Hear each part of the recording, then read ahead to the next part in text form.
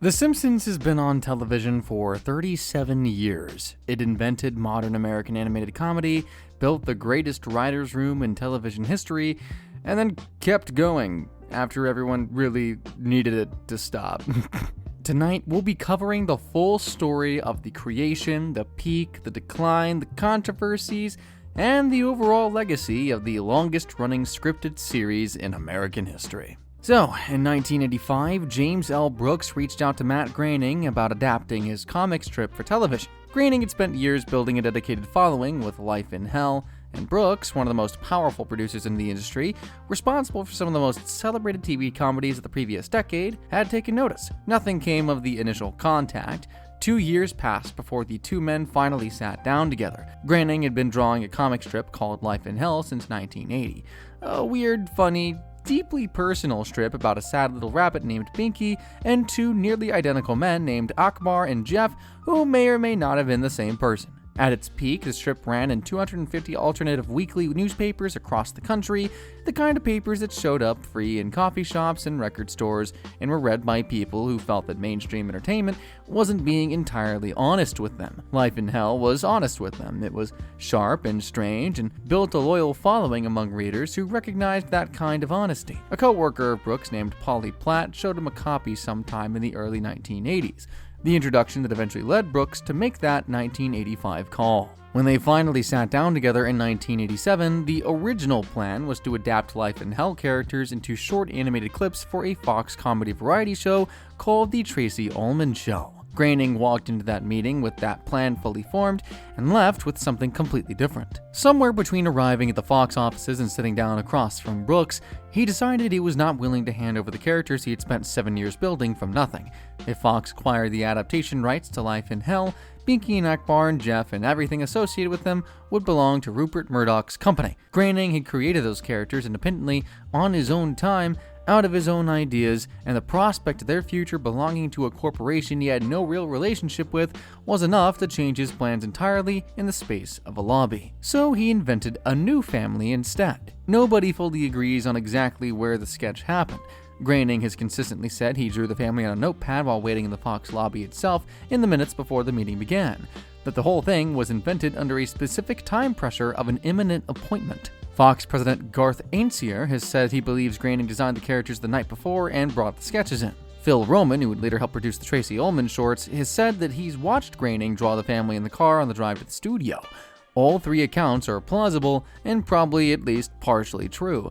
The family was invented quickly, under pressure, in a compressed window of time, and 4 decades of retelling have softened the specific details into whichever version sounds most like the kind of a story a person wants to tell about the beginning of something important. What Groening has never disputed or changed is the names. He used his own families, Homer for his father, Homer Philip Groening, Marge for his mother, Margaret Ruth Wiggum Groening, Lisa and Maggie for 2 of his sisters, the troublemaking son he named Bart, an anagram of Brat, because he could not attach his own name to a character he had already decided would be the one who caused the most problems. Springfield, the fictional town, was named after the city in the long-running family television series Father Knows Best, and chosen specifically because there is a Springfield in nearly every American state. The family could live, theoretically, anywhere. They could be from your town or the town next door or some town you had never been to, but somehow already recognized. That was the point. Brooks was immediately interested and agreed to move forward. The contract he negotiated with Fox for the show included something specific and unusual, a clause preventing the network from interfering with the show's creative content. Fox could not tell the writers what to put in, could not force them to take anything out, and could not redirect the show's storytelling in response to executive preferences or network concerns. Fox Broadcasting had only been in operation for about a year at this point, having launched October 9, 1986, and was still struggling to establish a credible audience against the 3 established broadcast networks that had divided American television for decades. ABC, NBC, and CBS had viewing habits built into them that Fox was trying to compete against from scratch. Brooks was one of the most respected names in the entire industry, and Fox needed his involvement far more than he needed theirs. The no interference clause was the price he set for bringing that reputation to the network. Over the decade that followed, it would prove to be more consequential for the show's quality and longevity than any single creative decision made within it. The Simpsons began as 48 short animated clips embedded within The Tracy Ullman Show, running from April 19, 1987 through May 14, 1989. The very first of these, a quiet 90-second piece called Goodnight, established something essential before the full series had been imagined. Homer and Marge moving from bedroom to bedroom, tucking each child in, exchanging a few words with each one. Nothing happens, there's no joke, no twist, just a slightly unusual family doing something completely ordinary, and doing it with genuine warmth. That simplicity was intentional and foundational. The Simpsons were a real family first, and a cartoon family second, and the series would build everything it became on that foundation. An animation studio called Klasky Supo produced all 48 shorts at a pace that left little time for refinement. The studio traced Groening's original sketches, expecting to clean them up before broadcast. The cleanup barely happened. What reached screens was essentially a rough draft. Wobbly lines, colors bleeding slightly past their intended boundaries, characters moving in a way that was jerky and unpolished. That roughness gave the shorts a genuinely handmade quality that no amount of professional animation can reproduce intentionally. They looked like something made by people figuring out what they were doing while they were doing it, which in a meaningful sense they were. The main voice cast came together from actors already in the Tracy Ullman ensemble. Dan Castellaneta, who voiced Homer, started with an impression of the old Hollywood actor Walter Matthau. I don't actually know how to pronounce their last name, I apologize. But they were slow, grumpy, and worn down in a particular way, and refined it over the course of the shorts and early seasons into the performance that became definitive. Julie Kavner was already part of the cast and took Marge from the very beginning. Nancy Cartwright auditioned for Lisa, switched to Bart mid-audition upon hearing the character description, and never looked back. Yeardley Smith's voice was pitched too high to be convincing as Bart, and she became Lisa instead. The entire principal cast assembled quickly from available talent and held permanently, which is one of the rarest outcomes in television production. A color designer named Georgi Pelus suggested making the family yellow. The reasoning was specific and practical. A viewer flipping through television channels who landed on a bright yellow cartoon family would immediately stop, assuming their set was malfunctioning. That moment of confused attention was worth more than conventional skin tones. Groening wasn't immediately convinced, but he eventually came around. The yellow became perhaps the most recognizable visual signature in the history of American entertainment. The full series launched December 17, 1989, with a Christmas special called Simpsons Roasting on an Open Fire. It was actually supposed to be the second episode, but the planned premiere, Some Enchanted Evening, had accumulated enough animation errors during production that the studio moved it to the season's end rather than fix everything in time. The Christmas episode told a simple, specific story. Homer discovers his Christmas bonus has been canceled and secretly gets a mall Santa job to compensate, tells no one, fails anyway, ends up at a racetrack on Christmas Eve with Bart, bets on a dog named Santa's Little Helper, loses, and takes the abandoned dog home instead.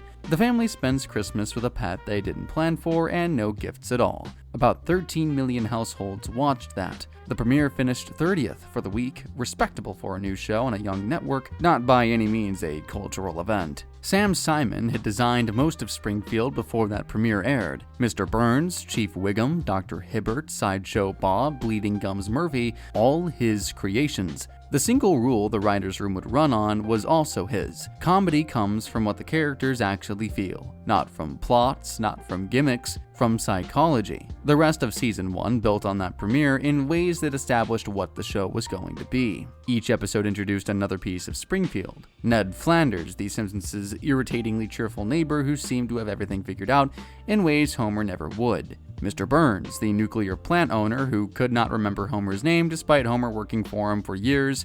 Patty and Selma, Marge's sisters who hated Homer with constant and cheerful thoroughness. These characters arrived already fully formed, not as sketches to be developed over seasons, but as complete, internally consistent people with specific psychologies and specific relationships to the world around them. That completeness was Sam Simon's work. He had established each character's interior life before the season even began, and the writers worked outward from those foundations. The first season alone did not reveal what the show was ultimately capable of, but it showed something important. A creative team becoming fluent in the specific logic of the world they had made. By the final episode of Season 1, Springfield felt genuinely inhabited. Not a backdrop for the family's adventures, but a place with its own history, its own social structure, its own rules that applied consistently across characters and situations. That sense of a real, specific, internally coherent world was the foundation on which everything that came next was built. What that rule produced, and what it cost when it was gone, is why the next part of the story matters as much as it does. Sam Simon is the show's least credited architect and its most consequential one. What he built in 4 seasons and what his departure cost is the question the show has been quietly living with for 30 years.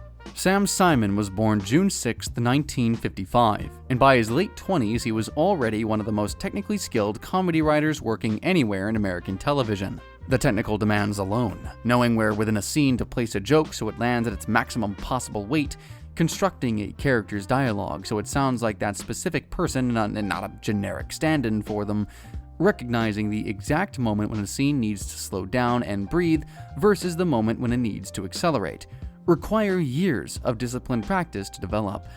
Simon had done that practice. He had written for a show called Taxi, a comedy about New York City cab drivers that is still widely considered one of the greatest American sitcoms ever put to TV. And the experience had taught him the central thing that would define everything he created afterward. The funniest moments in any scene come not from clever story mechanics, but from characters who feel genuinely real, placed in situations those specific people would authentically respond to. When James L. Brooks brought Simon in to help develop The Simpsons alongside Groening, Simon built something neither of the two men was positioned to build. Groening brought the visual instinct and the creator credit. Brooks brought the reputation and the non-interference clause. Simon built the architecture.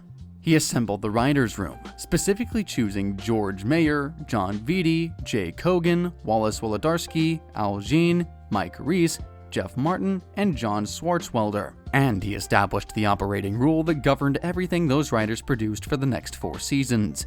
Every story begins with what the characters are actually feeling, not with a premise, not with a funny idea for an episode.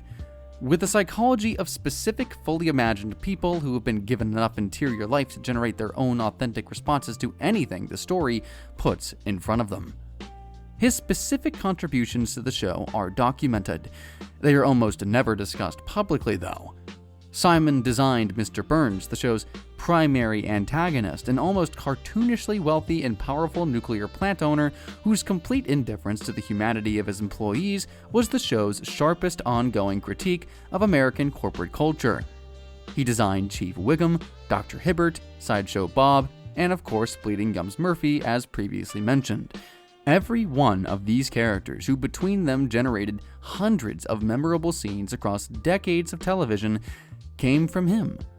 And if you ask most casual Simpsons fans who built the show, you get Matt's name, sometimes Brooks. Simon almost never comes up. Lisa's Substitute is where Simon's philosophy shows itself most completely and most beautifully. Season 2, Episode 19, April 25th, 1991. Lisa develops a deep and genuine attachment to her substitute teacher, Mr. Bergstrom. The character is voiced by Dustin Hoffman, one of the most celebrated dramatic actors in Hollywood in 1991, an actor known for emotionally demanding, career-defining film performances under the fake name Sam Eddick. Hoffman specifically requested to go uncredited because he did not want his name to become the reason anyone watched the episode. He wanted the character to earn whatever attention and feeling it generated entirely on its own terms. Bergstrom sees Lisa's intelligence in a way that her regular teacher, Mrs. Krabappel, almost never does. He takes her questions seriously. He treats her as a person with a genuine mind who deserves a genuine response. He does not explain things down to her. He does not perform enthusiasm for her benefit. He simply engages with her honestly. And for 22 minutes, he is the caring, present adult that the show has spent 2 seasons carefully establishing that Lisa almost never gets to have. Homer, meanwhile, is completely occupied with helping Bart run for class president against Martin Prince and has noticed essentially nothing about what is happening with his daughter. Then Bergstrom's temporary assignment ends and he's transferred to a different school. There is a goodbye scene at a train station. Lisa comes to say farewell. Bergstrom is kind, but not sentimental about it. He does not overdo the emotion. He gives her a small folded piece of paper and tells her it contains everything she needs to know. She opens it on the walk home. You are Lisa Simpson. 4 words. That is the entire note. Director Rich Moore made a deliberate choice in how to film the train station scene. He kept the camera on Lisa's face. He didn't cut away to a reaction shot, he didn't insert a visual joke to release the emotional pressure of the moment, nor did he give the viewer anything to look at except an 8-year-old's expression as she says goodbye to someone who genuinely saw her. In animation, this kind of choice is even more deliberate than it sounds in live action, because in animation, nothing exists on screen by accident. Every single element visible in every single frame of an animated scene was put there by a specific person making a specific decision.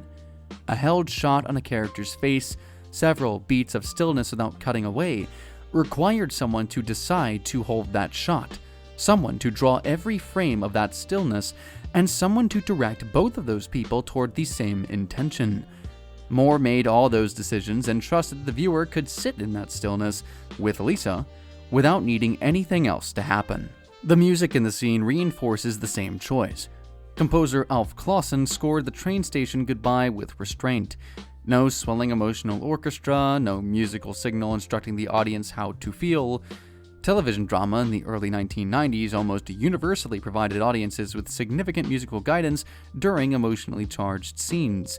A child saying goodbye to a beloved adult would typically get the full treatment here. Clausen and the episode's producers chose quiet instead, and quiet put the emotional labor on the viewer rather than on the soundtrack. The feelings you generate yourself from a scene are far more powerful than the feelings the scene generates in you. Hoffman recorded his lines gently, more softly than his normal film register, with a deliberate pacing of someone who means each word specifically. When Bergstrom tells Lisa the note contains everything she needs, there's no music, no cut, no joke to break the moment. The show simply allows the scene its full weight and trusts you to receive it. Near the episode's end, Homer gives the same words an entirely different meaning. Having been oblivious to everything happening with Lisa throughout the episode, he writes her a note of his own. It says, "You are Lisa Simpson." Homer means it as an inarticulate declaration of love, the most specific thing he can think of to say to his daughter. Bergstrom meant it as a precise recognition of who she is as a person, separate from anyone else's expectations. The same 3 words do 2 completely different things at once, and the episode does not explain the difference. It places both meanings in front of you and trusts you to hold them simultaneously. The episode has been described, including by people inside the production, as the best episode with a genuine message the show has ever made. Greg Daniels, who later created The Office and King of the Hill, named it his personal favorite Simpsons episode. It is consistently ranked among the highest-rated episodes in the show's history, and almost nobody in any serious conversation about what made the early show extraordinary mentions Sam Simon. Simon left after season 4 in 1993 following a falling out with Groening that neither man has ever fully explained publicly. The documented result was a contract paying him a share of the show's revenue for the rest of his life. He described his earnings from the show publicly as tens of millions of dollars a year, a figure people who knew him well said was accurate, possibly understated. He gave nearly all of it away. The Sam Simon Foundation funded animal rescue operations across Los Angeles, pulling dogs from facilities that would otherwise have killed them, providing veterinary treatment, and finding placements for them. It funded meal programs for people facing genuine hunger. Simon trained his personal dog Sasha as a registered therapy animal and personally brought her to visit children in hospitals. He became one of the most generous charitable donors in Los Angeles, and very little of it generated public attention of the kind that a successful television show generates. The specific writers Simon had assembled for the show represented something that had not quite existed in American television before. A room full of people who had been educated in both literature and serious thought, who read widely and cared deeply about language, and who were collectively unwilling to accept an easy joke when a more honest and more specific one was within reach. George Meyer, Al Jean, and Mike Reiss had all attended Harvard. Conan O'Brien had graduated magna cum laude from Harvard with an undergraduate thesis on self-reference in the work of William Faulkner and Flannery O'Connor. John Swartzwelder brought decades of his own idiosyncratic sensibility, developed in total independence from conventional comedy. These were not people who had grown up wanting to write situation comedies. They were people who had grown up loving books and arguments and ended up in television writing more or less sideways, bringing those instincts with them intact. Simon's particular genius was not simply choosing those people, it was constructing the system that made them better together than any of them would have been on their own. In 2012, he was diagnosed with colorectal cancer. His doctors estimated he had 3 to 6 months to live, but he kept traveling, kept donating, kept working for nearly 3 more years. He died March 8, 2015, at the age of 59. Ken Levine, an early writer on the show, stated, "Sam brought a level of honesty to the characters. The tone, the storytelling, the level of humor, that was all developed on Sam's watch." That observation is consistent across every account of Simon's contribution. What he gave the show was not a collection of specific jokes or specific plots, but a way of thinking about comedy that operated at the level of character rather than situation. A comedy that knows who its characters are will always have more material than a comedy that knows only what situation it wants to put them in, because real people are inexhaustible. The situation runs out, the person does not. There's an analogy that captures it from the show's own mythology. Groening was Moe and Simon was the Homer who actually invented the flaming Moe. The person who makes the thing is not always the person whose name ends up on it. If this kind of long look at something you grew up with is what you come here for, subscribe, it's free, and it tells us that these videos are worth making. Simon had built the room, what the people he assembled inside it produced, and why it has never been replicated is the part of this story most worth understanding. Conan O'Brien was 28 years old the first time he sat down at a Simpsons pitch meeting in the fall of 1991. He had just been hired as a staff writer. The way these meetings worked was direct and unforgiving. You came in with story ideas and pitched them to the assembled room, and the room either responded or it didn't. There was no polite fiction about the quality of a weak pitch. Writers who brought ideas that weren't there yet found out quickly and specifically. The bar for what qualified as an acceptable story idea was high, and it was enforced by the collective judgment of everyone in the room rather than by a single authority figure. O'Brien sat down and pitched ideas at his very first meeting. According to Mike Reiss, who was running the show alongside Al Jean, all of them landed, something Reiss later described as unprecedented. "I don't think anyone had ever done that before or since," he stated. That outcome was rare because ideas were not sold easily in that room. Understanding why the room was that difficult requires going back to the one rule that Sam Simon had built into it before anyone else arrived. Every script was shared property. A writer who came in with a completed first draft was delivering raw material to a room where anyone present could revise any line. Writing credit belonged to whoever had produced the original draft, but the credit meant nothing about the script's content. A sentence written by Conan O'Brien could be cut by John Swartzwelder without explanation. A paragraph from George Meyer could be restructured by John Vitti if the room decided Vitti's version was better. Nothing was protected, nothing was defended on the grounds of the writer's preference, and the room kept revising collectively until what remained was whatever had survived the combined judgment of 8 or 10 extremely competitive, extremely well-read people who all had strong and different opinions about what the word funny actually meant in practice, and of course what it didn't. The process was sometimes uncomfortable and regularly humbling. It was also the thing that made the show what it became. What the rule produced is genuinely rare. One talented writer finding something funny might simply be that writer's particular sensibility, which not every viewer shares. A joke that survives an entire room of talented writers, that nobody cuts for being too obscure, that nobody rewrites for being too easy, that comes out of the other end of a collective revision process essentially unchanged because everyone in the room independently recognized that it worked, has demonstrated that it operates across multiple different comedic sensibilities simultaneously. Most comedy never receives anything close to that kind of testing before an audience encounters it. The practical experience of working inside that system was, by most accounts, demanding in specific ways. Writers who brought scripts to the room watched the room take them apart line by line, sometimes keeping very little of the original draft while still giving the writer the episode credit. The writers who thrived in that environment were typically the ones who had internalized the collective goal strongly enough that they did not mind their specific words being replaced, as long as the resulting script was better. Writers who arrived with a strong attachment to their own prose tended to find the experience very difficult. The room selected, over time, for a particular kind of writer, someone competitive enough to bring sharp material and secure enough to let it be improved. That combination is rarer than either quality alone, and the fact that the show assembled it consistently across half a decade is a significant part of why those seasons look the way they do.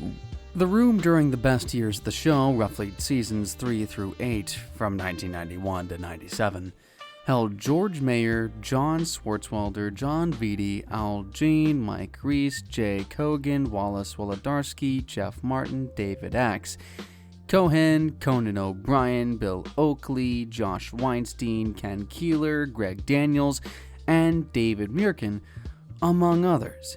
Every one of them had developed a distinct comedic sensibility over years of their own work before arriving. What they shared was a willingness to subordinate that sensibility to what the collective process decided was better, a standard that was enforced not through management from above, but through the competitive pressure of working in the same room as people who were just as good as you were, and who would notice immediately if you brought something that wasn't.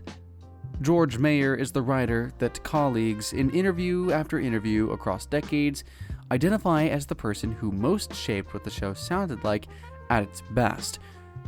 A 2000 profile in The New Yorker by David Owen described him as the funniest writer in a room full of very funny writers, a characterization that has never been meaningfully challenged. Before joining the show, Mayer had put together a small comedy magazine called Army Man in 1988. Just 3 issues, printed in very small runs, that became quietly and intensely influential among comedy writers in Los Angeles. Writers found copies and held on to them. The sensibility expressed in Army Man, honest about the world without becoming hopeless, precise in the construction of a joke without becoming cold, genuinely affectionate toward its subjects without ever crossing into sentimentality, runs directly through the golden age of the show. The specific voice that distinguishes seasons 4 through 8 from everything before or after them, the register that people are referring to when they say the show sounded most like itself, was largely Mayer's contribution. John Swartzwelder wrote 59 credited Simpsons episodes over the history of the show, more than any other writer ever associated with it. When Fox banned indoor smoking in its buildings, Swartzwelder refused to comply. Fox eventually banned him from the premises. He worked from his home after that, sending scripts in by fax. His jokes did not follow conventional comedic construction. They arrived at a slightly unexpected angle, just a step sideways from where the scene's logic seemed to be pointing, so that the viewer had to complete one additional step themselves to get there. A joke you work for is funnier than one handed directly to you. His episodes are recognizable not by subject matter but by rhythm, a particular willingness to let a joke sit in negative space and trust that the viewer will locate it without being guided. O'Brien left the show in 1993 midway through season 5 to host his own late-night program on NBC. During his time on The Simpsons, he received writing credits on 4 episodes. One of them is Marge vs. the Monorail. Season 4, Episode 12, January 14, 1993. Springfield receives $3 million after Mr. Burns is caught illegally dumping radioactive waste. Marge argues the money should be used to repair the town's deteriorating roads. A smooth-talking, charismatic traveling salesman named Lyle Lanley shows up at the town meeting and sells Springfield a monorail instead, through a song. Homer is appointed conductor. The monorail is built on a fraudulent foundation. On its inaugural run, it nearly kills everyone aboard. Marge discovers that Lanley has run the same con in other cities and fled with the money. The episode ends. The story itself is thin. What O'Brien's script does with it is the entire point. Marge vs. the Monorail is built on the same structural mechanism as a famous 1957 American musical called The Music Man. In The Music Man, a traveling con man arrives in a small Iowa town and sells the residents on a boys' marching band they don't need. And he accomplishes this through a song that gets the crowd so caught up in rhythm and energy that they're singing along and clapping before any of them have actually processed what they're agreeing to. The con works not because the argument is sound, but because the song arrives before the argument does, and momentum just does the persuasion that logic never could. O'Brien took that exact mechanism and transposed it into a cartoon about a fictional Midwestern city. The Monorail song, written by O'Brien and arranged by the show's composer Alf Clausen, is a genuine Broadway-style production number with actual verse structure, a key change in a full musical built from opening through climax, does to the viewer exactly what Lanley does to Springfield. It generates momentum and enthusiasm before comprehension catches up. Director Rich Moore paced the sequence so the jokes land before the song's musical structure reaches its natural resolution. The comedy runs one step ahead of the music, which means the audience is laughing before they've fully processed what's happening. Viewers who have never encountered The Music Man find the scene funny because a cartoon salesman is singing with enormous conviction about public transportation. Viewers who know the musical find it funnier because they recognize the writers reproduced its formal mechanism almost exactly, and getting that additional layer of the joke adds a second register of comedy that operates entirely independently of the first. Underneath the comedy, the episode is making a specific argument. Springfield falls for Lanley not because its residents lack intelligence, but because they desperately want to believe they are the kind of city that deserves a monorail. A modern city, an important city, a city that has moved past the petty concerns of pothole repair. Lanley's con succeeds because he reads what Springfield most wants to believe about itself and provides exactly the words needed to vote yes.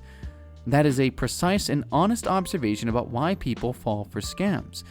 Not out of stupidity, but the desire to believe a particular flattering thing about who you are or who you want to be. Matt Groening has said that his single favorite line in the entire history of the show, across 37 whole seasons, across more than 800 episodes, comes from this episode. After Homer is appointed conductor, he is informed the monorail has already gotten a conductor, a large, unidentified animal apparently living on the track. Homer looks at it and says, "I call the big one Bitey." The line has no setup, no payoff, nothing in the episode establishes it, and nothing follows from it. It exists for approximately 2 seconds and is never mentioned again. Knowing where to place a joke like that, trusting that it will land in exactly that spot and would fail anywhere else, is a skill that takes years to develop and looks entirely effortless from the outside when it works. Marge vs. the Monorail has since become one of the most frequently cited episodes in discussions of what the show accomplished at its peak. O'Brien himself has spoken about it as the episode he is most proud of from his time on the show. The fact that its writer left immediately afterward to host a late-night program, taking the sensibility that produced it to a completely different medium, is a useful reminder that the Golden Age was never a permanent condition. It was a specific group of specific people working under a specific set of circumstances for a limited window of time. When the window closed, it would never reopen. Sam Simon built the room and gave it its central question. What are the characters actually thinking, and what does comedy look like when it genuinely starts from there? The people who inherited the room answered that question for 5 seasons. Their answers are what people are describing when they call The Simpsons the greatest animated series ever made. What those answers look like in specific scenes, in specific choices, and individual episodes that people have been studying for 30 years is the next part of this story. And it starts with the episode that most serious students of television comedy consider the single greatest episode ever produced. Season 4, Episode 17, March 11th, 1993. Last exit to Springfield. Mr. Burns wants to eliminate the workers' dental plan at the nuclear power plant, the agreement that helps employees afford dental care. Without it, a filing, a cleaning, a set of braces comes entirely out of pocket. Burns calls a meeting to announce the change. Homer is present and barely paying attention. Two thoughts keep cycling through his mind simultaneously, though. Dental plan and Lisa needs braces. One thought produces the other. Lisa needs braces produces dental plan. Dental plan produces Lisa needs braces. Back and forth, 6 times in a row without interruption, without a joke landing in between, without the show doing anything other than letting that loop run past every reasonable stopping point. Director Mark Kirkland made the decision to hold that reputation longer than conventional television comedy ever really allows for. Most sitcoms give a running gag 2 exchanges, 3 at most, before moving forward. Kirkland held for 6. The extra length is not a mistake, of course. It is a structural joke on top of the surface joke. The comedy builds not because the content changes, but because the audience begins expecting the scene to move on, and it doesn't. By the 4th exchange, you are already anticipating the 5th. By the 5th, you are laughing partially because of what Homer is thinking, and partially because the show has committed to this longer than any reasonable program ever should. The act of extending past the expected endpoint becomes its own comedic statement. Think Peter Griffin and his knee when it was hurt that one time. You know what I mean. Homer ends up as the workers' union representative almost entirely through misunderstanding. A union is an organization through which workers negotiate with their employer as a collective voice rather than as individuals, so that management cannot simply dismiss one employee for raising concerns, because all the employees are raising the same concerns simultaneously. Homer ends up responsible for this negotiation through a series of accidents he does not fully register. He sits down across the table from Mr. Burns, and Burns deploys every tool a very powerful man has available when dealing with someone he considers beneath him. Implied threats about job security, suggestions of personal advancement, offers of immediate comfort in exchange for small compromises, and a sustained pressure designed to make the person across the table feel that resistance is not worth the cost. Homer absorbs all of this with a completely blank expression, not because he's prepared himself emotionally for the confrontation, but because he genuinely does not understand that the confrontation is even happening. You cannot be intimidated by a threat you have not recognized as a threat. Homer wins the negotiation by being too confused to be defeated. The scene is a textbook example of the room's understanding that comedy built from character is more durable than comedy built from situation. The situation, union negotiation, could produce a dozen different jokes. The character, a man so genuinely oblivious that threat and manipulation slide right off him like fracking water, produces the specific joke that only Homer can produce, and that remains funny on the 10th viewing because it's not a situation joke, but a Homer joke. The argument the episode makes through this comedy is specific and serious. The most durable form of protection a regular worker sometimes has against a very powerful employer is genuine incomprehension of the power dynamic. When you don't understand what you're supposed to be afraid of, you can't be made afraid of it. Burns brings every instrument of his power to bear, and every one of them misses, because Homer is operating in a completely different understanding of what the meeting is even about. Last Exit to Springfield has been described by those closest to the show, including people in its very production, as the single greatest episode it ever produced. It is consistently rated among the highest scored episodes in the show's history by viewers on IMDb, and is regularly cited by writers working on series dramatic television, not just animation, as a standard they try to reach. Its reputation rests not on being the funniest episode or the most emotional one, but on its ability to sustain 3 completely different registers simultaneously. A real argument about labor and power, a formal parody of a classic film, and a father accidentally securing his daughter's dental care without any of them undermining the others. There's a dream sequence in the middle of the episode that operates in a 4th register entirely, a direct parody of the 1968 Beatles animated film Yellow Submarine, in which Homer imagines himself as one of the animated Beatles figures from that film, navigating a surreal psychedelic landscape toward Mr. Burns' mansion. The sequence is lovingly rendered. The visual style, the color palette, the specific formal choices of the original film are all accurately reproduced, scored with care, and completely disconnected from the episode's plot in a way that somehow enhances rather than undermines the episode's coherence. It works because the room was confident enough to spend 2 minutes of a 22-minute episode on something that serves no narrative purpose whatsoever, and because the placement of it is precisely right. The ability to know where to put something like that, to trust the instinct, act on it, and be correct, is the room's defining quality. Season 8, Episode 23, May 4th, 1997. Homer's Enemy. Going from one iconic episode to the next, we discover a man named Frank Grimes, hired at the Springfield nuclear power plant. Grimes has built everything he has through genuine effort. He educated himself independently. He developed his professional skills through years of patient, focused work. He earned his position. He operates with the assumption that a world that works correctly will reward the things he has done through effort, competence, following the rules that are supposed to produce outcomes. And then he meets Homer Simpson. Homer has achieved considerably more than Grimes has, through no discernible effort and no relevant skill.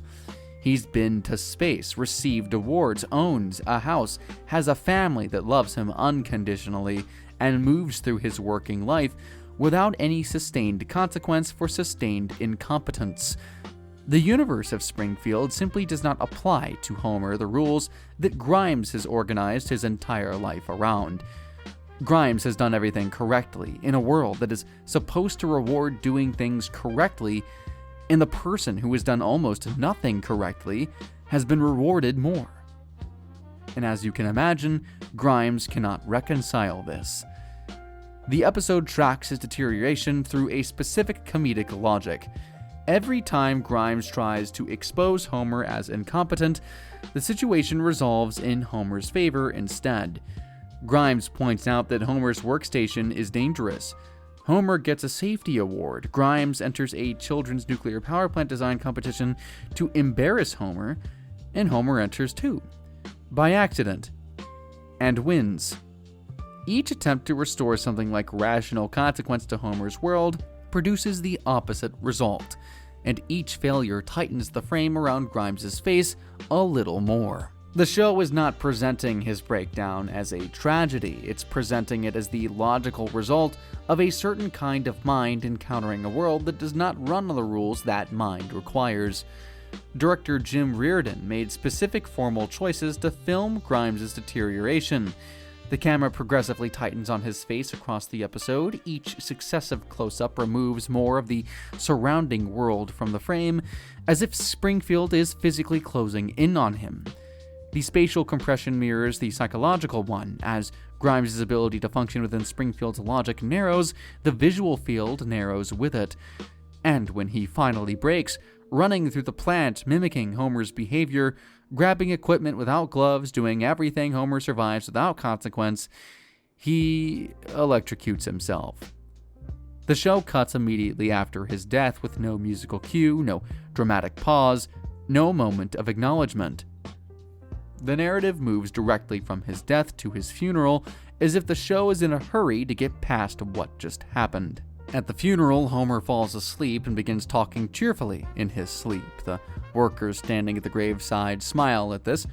Lenny says he'll never forget Frank Grimes, then he shrugs and moves on. The episode ends on that. No resolution, no moral. No one learns anything. No one in Springfield is measurably changed by the fact that Frank Grimes existed among them. The shrug is the precisely chosen final beat because it tells you exactly how much weight Grimes carried in the world that destroyed him. The argument the episode makes is the show examining its own premise from the outside. Frank Grimes is a representation of a genuinely realistic person placed inside Springfield's cartoon logic. The show runs on cartoon rules. Homer survives consequences that would destroy a real person, resets the baseline every week, and is fine by the next episode because the show requires him to be fine. A person who operates on real-world logic, where incompetence produces lasting costs, where consequences stick, where you cannot walk away from electrocution, cannot exist inside those cartoon rules. Grimes is destroyed not by Homer personally, but by the gap between how Springfield works and how a real world works, when a person from the real world is dropped into the cartoon world. The episode uses this to ask quietly and seriously a question the show had never quite asked before. What does it mean that we've been laughing at Homer for 8 seasons? If the real world runs on Grimes' rules and not Homer's, then Homer's effortless survival is not simply funny, it is also, from a certain angle, an insult to everyone who actually tries. The episode doesn't answer this question, it doesn't even fully articulate it, it just places the two men in the same room together and lets the logic play out.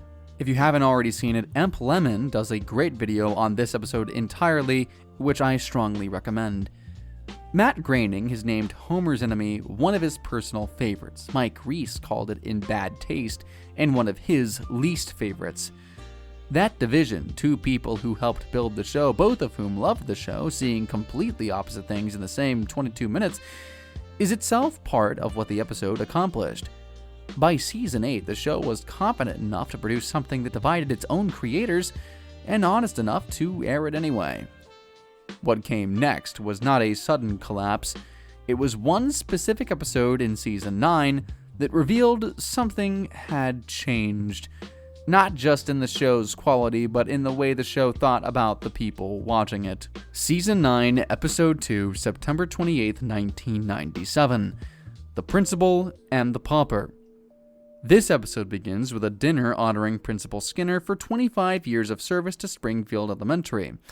Midway through the celebration, a stranger arrives and announces that the man everyone has known for 8 whole seasons as Seymour Skinner is not who he claims to be. His real name is Armin Tamzarian.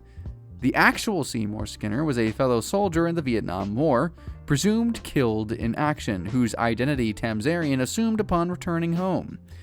The real Skinner is very much alive and has now come back to claim back his name, his job, and his entire life. The episode follows the town's reaction to this revelation and concludes with the judge ordering Springfield to never speak of the Armin Tamzarian matter again, under penalty of being tarred and feathered.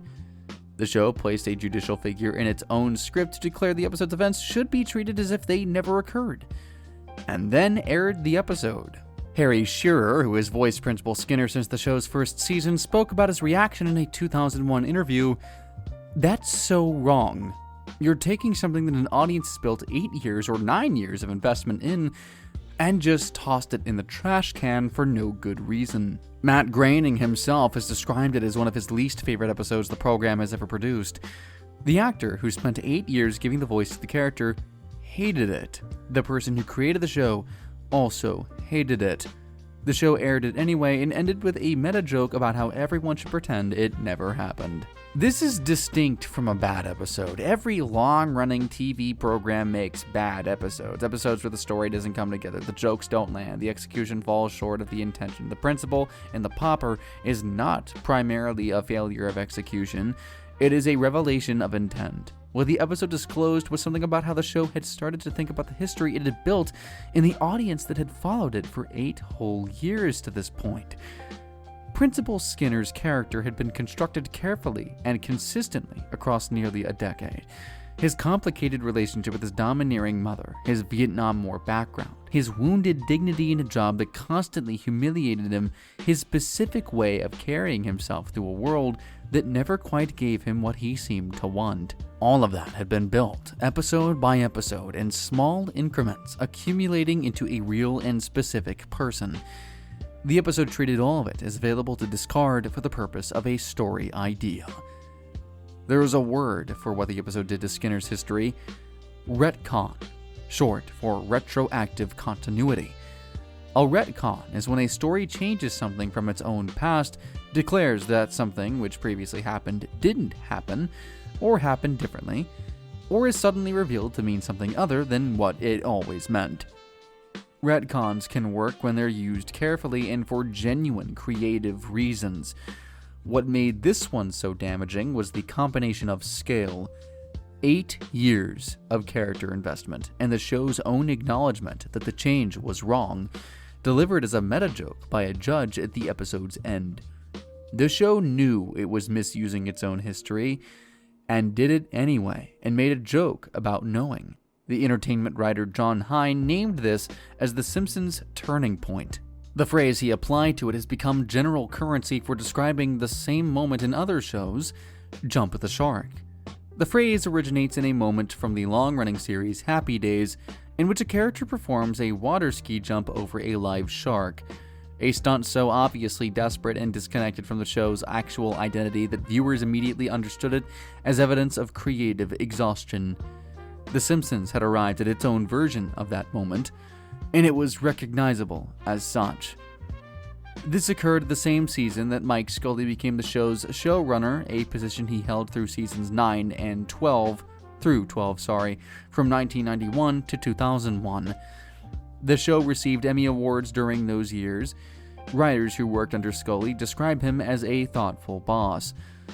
The problem was not his management of the room, the problem was the composition of the room itself. By season 9, most of the writers who had defined the Golden Age had moved on to other projects. Bill Oakley and Josh Weinstein, who ran seasons 7 and 8, the last 2 seasons most serious fans and critics consider fully part of the show's best period, handed the production to Scully and departed.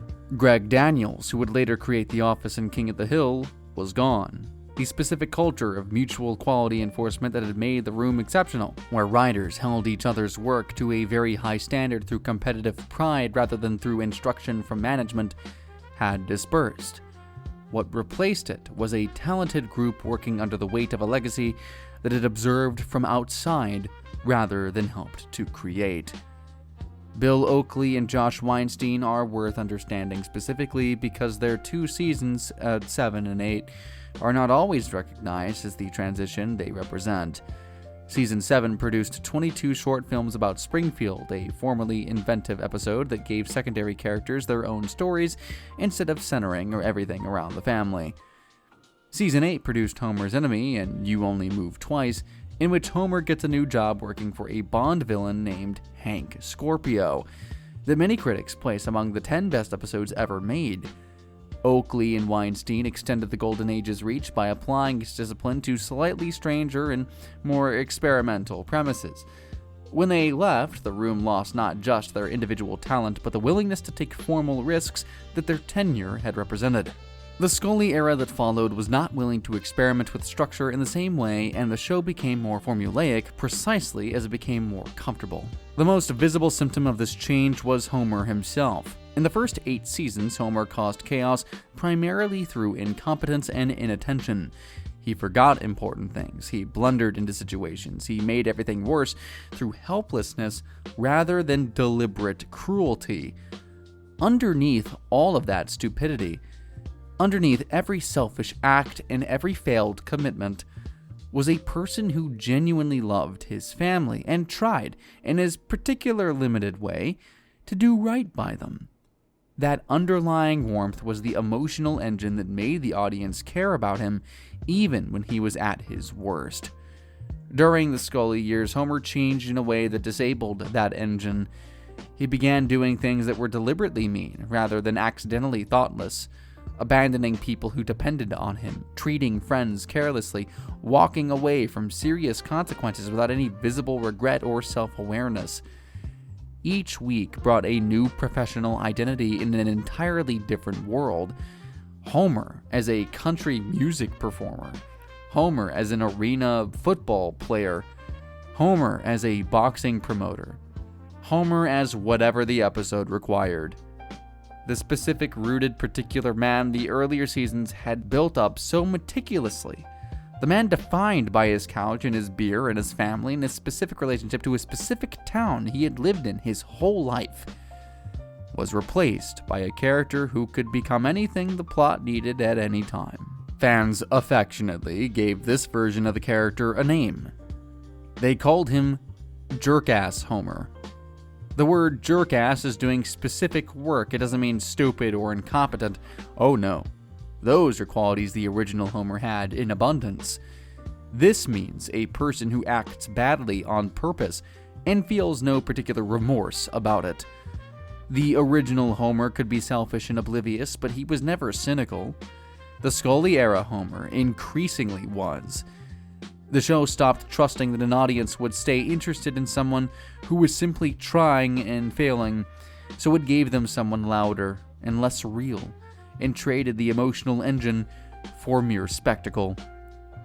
The approach to celebrity guest appearances changed in the same direction. In the Golden Age, famous people appeared because the story genuinely needed them. Dustin Hoffman's Mr. Bergstrom worked because the episode required someone who could make Lisa feel authentically seen, and Hoffman's performance gave the character real interior life. During the Scully years, the episode was frequently designed to be around the celebrity.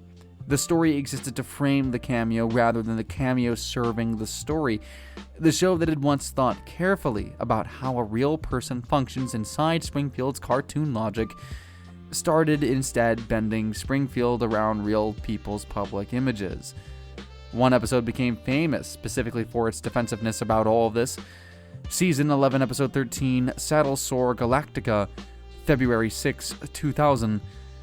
Homer buys a failing diving horse and enters it in racing, discovering the horse is secretly controlled by underground jockey elves. A character representing viewer complaints appears at the front door and complains the show has been reusing old plots. The show mocks him and closes the door in his face, making fun of audience complaints inside an episode that is itself an example of what the audience is complaining about. Became one of the most discussed moments of the entire Scully era. Not because it was the worst episode, but because it was the most honest accidental self-portrait the era produced. Here is the strangest and most revealing fact about all of this. The ratings barely moved. Season 11 averaged approximately 14 million viewers. The passionate conversation about the show's decline was happening loudest among the people who had cared about it most intensely. The longtime fans, the critics, the writers who had left and watched from a distance. The general audience kept showing up on Sunday nights. The show can coast on the goodwill it earned at its peak for years, sometimes a decade, before that goodwill runs out. People watched The Simpsons during the Scully years the way you keep returning to a restaurant where the food used to be extraordinary. Not because you expect it to be what it was, but because the memory of what it was keeps drawing you back. Maybe out of hope, maybe out of nostalgia. The commercial resilience of the show during this period pointed towards something important about how the entertainment industry was changing. The Simpsons in 2001 was not, by any creative measure, The Simpsons of 1993. But it was also not a failure. It was a machine that continued to operate, producing episodes, attracting advertising, generating revenue from syndication deals, in a way that had almost nothing to do with whether the current season was creatively distinguished. The show had accumulated enough brand recognition, enough syndication value, enough infrastructure that its continuation was profitable regardless of quality. That is an unusual position for any creative work to occupy. It created an unusual incentive structure. As long as the show kept running, it kept generating revenue, which meant the question of whether it should keep running was never primarily a creative question. In 2001, the Scully era ended. Al Jean returned as showrunner, and the worst years were behind the show. The writer's room that had made the Golden Age was long gone permanently, and nothing was going to change that. The show should have ended in the early 2000s. Instead, it made a movie that grossed over $500 million worldwide, and the story of how tells you everything about what The Simpsons had become. In 2001, Al Jean came back as showrunner, and the show began to stabilize. Jean had co-run the program with Mike Reiss during seasons 3 and 4, the first two fully Golden Age seasons, before leaving to develop other projects, including a comedy series called The Critic that he and Reiss created together. When he returned in 2001, he found a show that had spent 4 years drifting from what it was supposed to be. His approach was not to try to recreate the Golden Age. He understood that was impossible, but to re-establish the fundamentals. He pushed the writers back toward character-driven stories. He refocused the room on what had made the show work in the first place, the specific, recognizable, internally consistent people at its core. He put the character's psychology back at the starting point of each story rather than at the end of it. The improvement was not dramatic or immediate, but over the following seasons, the show became more trustworthy. Episodes that worked began to outnumber episodes that didn't. Gene has held the showrunner position ever since, for over 2 decades now, longer than any showrunner in the show's history. Gene's specific approach in this period was more modest than the original room's ambitions had been, and appropriately so. The goal was not to produce another Last Exit to Springfield. The goal was to produce episodes that worked on their own terms, that were genuinely funny, that treated the characters with some care, that did not embarrass themselves by being actively mean or lazily plotted. Gene brought that consistently across the 2000s and into the 2010s. Fans who had grown up with the Golden Age mostly found it insufficient, though. Fans who came to the show without the Golden Age as their primary reference point often found it perfectly satisfying. Both responses are reasonable. The show that Gene stabilized is not the show that Simon built, and it was never going to be. It is the institutional version of that show, produced by people who loved the original and did their best to honor it. And that's not nothing. This period of relative stability was interrupted more than once by contract crises that threatened the entire enterprise. The main cast, Dan Castellaneta, Julie Kavner, Nancy Cartwright, Yardley Smith, Hank Azaria, and Harry Shearer, negotiated new contracts in 2001, settling at approximately $125,000 per episode each, with bonuses. The show continued. In 2004, the same actors returned for more. They asked for $360,000 per episode. Fox refused. The cast stopped attending script readings. Recording sessions did not take place. Production slowed toward a stop. The standoff lasted approximately a month before both parties reached a settlement in the range of $250,000 to $360,000 per episode, varying by performer.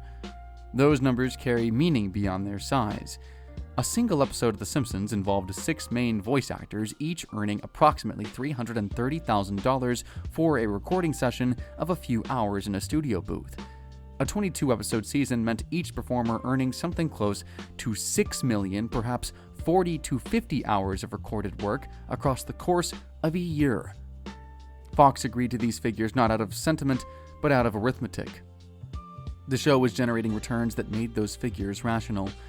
By the mid-2000s, The Simpsons had become more than anything else an asset, a brand that produced consistent and significant revenue.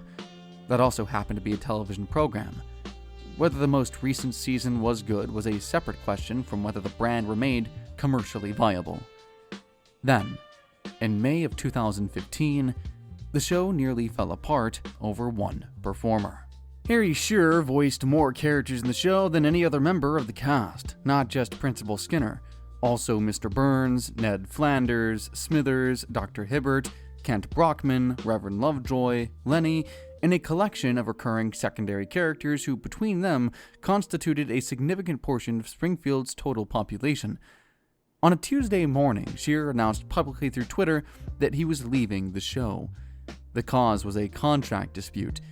The agreement Fox was offering restricted his ability to pursue outside projects during the production season in ways he found unacceptable.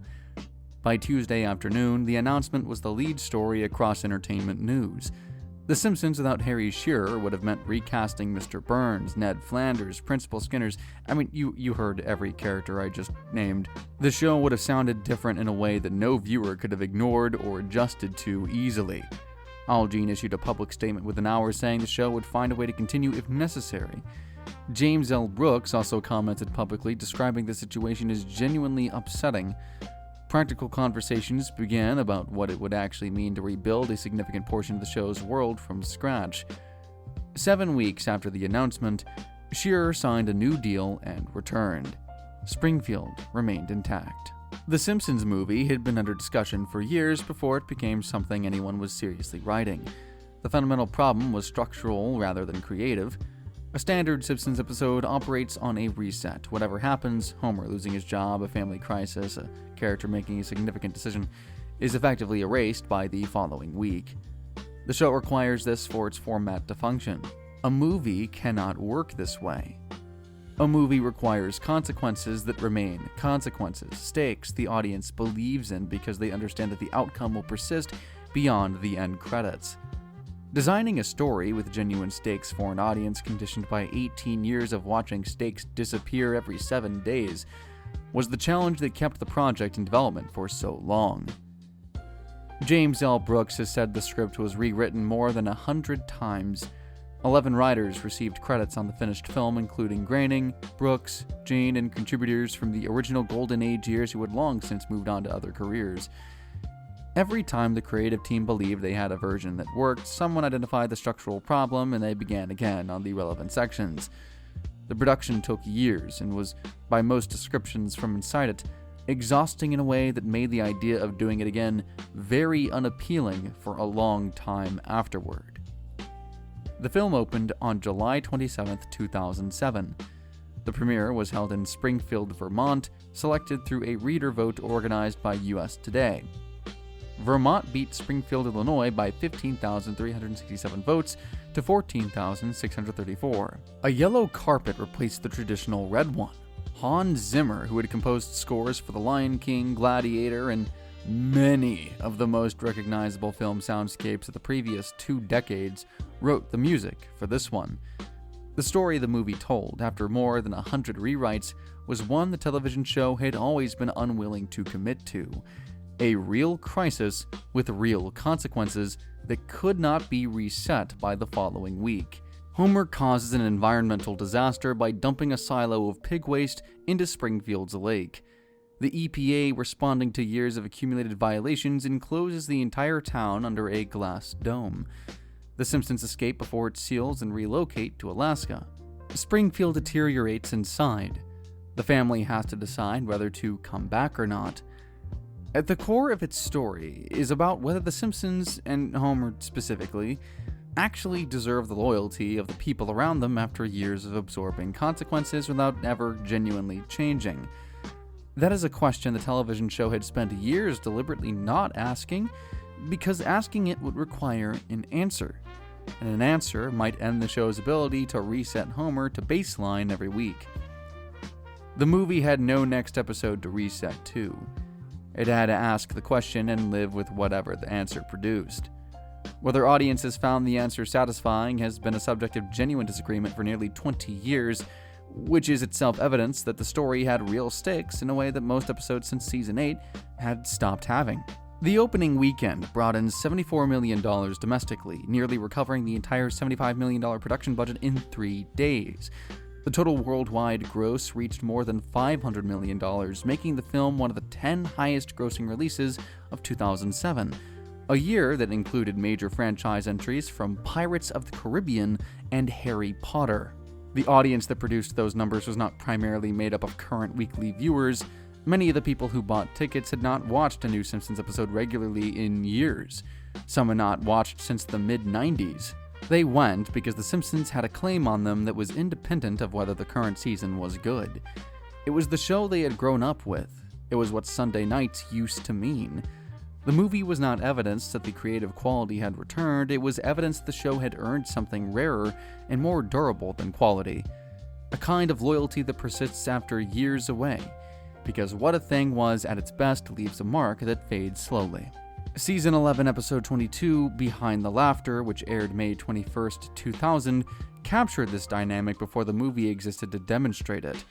The entire episode is formatted as a VH1-style music documentary, the kind of television program that takes a famous act's arc, that scrappy beginning, unexpected breakthrough, slow corruption by success, breakdown, and painful attempted return, and narrates it with fake archival footage and talking head interviews that pretend to be candid. The subject here is the Simpson family presented as actual celebrities who became famous through a television show, fell out with each other under the pressure of that fame, and are now tentatively back together. Homer, Marge, Bart, Lisa, and Maggie all participate as if they are real people being interviewed about a real show that really happened to them. The episode is one of the most precise things the post-Golden Age show produced because it required a complete step outside the normal logic of the series. From inside the fiction of a standard Simpsons episode, the show cannot acknowledge what it has become, but in the documentary format, with the family positioned as celebrities reflecting from a distance, the show could look at its own arc directly and honestly. The pattern being examined, brilliant debut, surprising cultural impact, years of grinding on past the point of real inspiration, desperate attempts to stay relevant, was the show's own pattern, and the episode knew that and said it. The distance the format created was the only distance from which that kind of honesty was possible. It remains one of the most interesting things The Simpsons ever did, precisely because it required the show to be more honest about itself than a normal episode ever could be. A movie sequel was announced for September 3rd, 2027. The announcement is itself evidence of what The Simpsons became, a film built primarily on nostalgia for a show that peaked more than 30 years before the scheduled release date is considered commercially viable enough to produce. That is what a mythology looks like from the inside. Not the best show on television, but something more durable than that. The show that refused to end kept refusing to end. 3 separate crises hit in 18 months, and each one asked the show to reckon with something it had never been forced to face before. The Simpsons was 30 years old in 2019. Not 30 years since the debut of the Tracy Ullman shorts, but 30 years since the Christmas special that launched the full series. 30 years of continuous weekly television. 30 years of the same family in the same town, voiced by the same 6 people, watched by an audience that had grown up alongside them, and in many cases was now raising children who were also watching. By any standard of any medium in any era, this was an unusual achievement. In the 18 months between the fall of 2017 and the spring of 2019, 3 separate crises arrived in close enough succession that the show had almost no time to recover from one before the next began. Each came from a different direction. Each required a different kind of response. Together, they formed a compressed test of what the show had become and what it had the resilience to withstand. What they shared, underneath their differences, was a single demand: that the show account for its own history in ways no television program had ever been required to account for before. The Simpsons had spent 30 years making comedy about the world. Now the world was making demands of The Simpsons. The first arrived on November 19, 2017, when comedian Hadi Kondabolu released a documentary called The Problem with Apu. Kondabolu is an Indian-American stand-up comedian who had grown up watching The Simpsons in the 1990s. In the film, he made a detailed and personal argument about the character of Apu Nahasapima Patilan, the Indian convenience store owner voiced by Hank Azaria, a white actor in a thick, exaggerated accent, and what that character had meant for Indian-American children during the decade when The Simpsons was the most watched comedy on American television. His argument was not that the show was malicious. His argument was structural. Apu had been created in a cultural moment when nobody in the production stopped to think carefully enough about what it meant for a single character to function for years as virtually the only prominent Indian-American representation in mainstream American entertainment, and for that representation to be a comedic stereotype performed in an exaggerated accent by someone who was not Indian-American. It wasn't the best of looks. The documentary included interviews with Indian-American actors, writers, and comedians who described growing up with the character and being mocked with imitations of his voice by classmates who had seen the show. These were not abstract complaints, they were specific memories about specific experiences with a specific character. The documentary was widely seen and widely discussed. Entertainment and cultural journalism covered it for weeks. It reached audiences that had not previously thought about the character in these terms at all, including many people who had simply loved the show as children and had not examined what it was actually doing.